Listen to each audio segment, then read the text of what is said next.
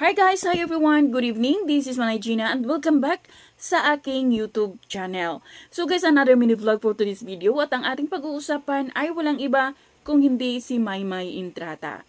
So guys, viral ngayon si Maymay at saka yung post ni Joaquin Enriquez kasi nga magkasama sila ni Maymay at yung post ni Joaquin is finally found my iris ba? Something ganun yung post niya. Tapos nag-reply naman si Maymay doon na my lover.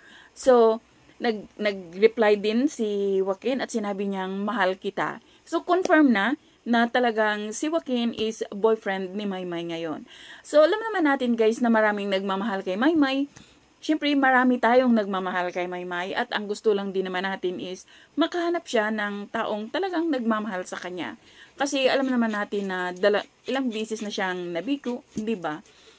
So, sana this time, ito na yun. Sana magtagal sila o kaya sana hanggang dulo sila. Kasi alam naman natin si Maymay, ang ganda ng personalidad ni Maymay. Masayahin, mabait, di ba? So, sana ito na. Sana this time, hindi na mabroken si Maymay. So, yun lang guys. Thank you for watching. Until then, bye. God bless everyone.